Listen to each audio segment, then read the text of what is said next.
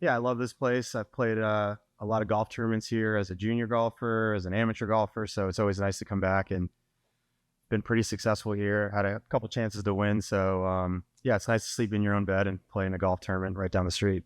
Yeah, I was thinking, looking at the schedule where I wanted to start, and I don't think I felt 100% going into the MX. And so the next kind of tournament I was looking at was the Honda, or excuse me, the Cognizant. It's kind of in my memory just from years past, but yeah, this was another, event that I circled on the schedule that I thought I would probably start at, but I started to feel a little bit better.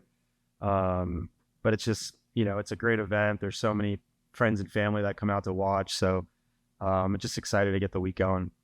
It is a lot different. Yeah, I would say in the years past, it was wake up, go to the range, hit balls, go to the tee. And now it's a lot more process oriented. There's a lot more work that goes into it. But I feel like there's a different level of professionalism that I bring to it now than I did, years past. But it's part of the game. It's part of what it takes to get out there and play. And I think you see the guys that have been out here for a long time. Those are the guys that are doing those things.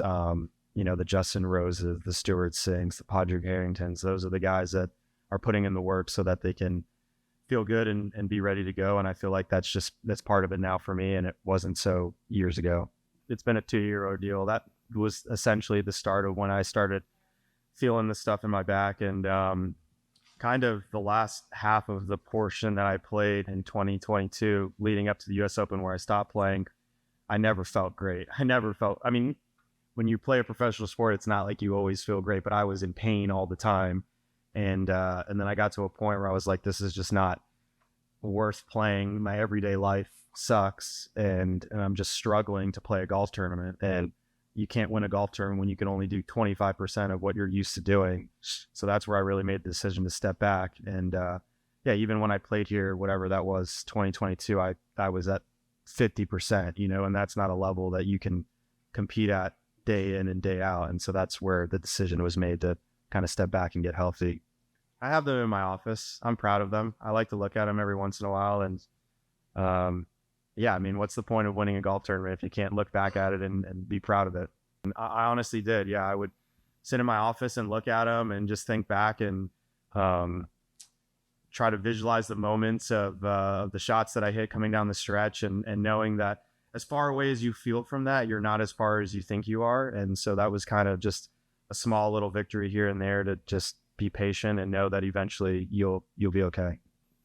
I think it's very fair. This is a big tournament for me. I have all my family and all my friends coming out, and I want to play well for them. I love that, I'm right here. I get to be in my same routine of going to the gym and being in my bed and, being with my dog and my family and all those things that you miss when you go away for a golf tournament. Now it's right here with me. So it's easy to be a little happier when you're at this event.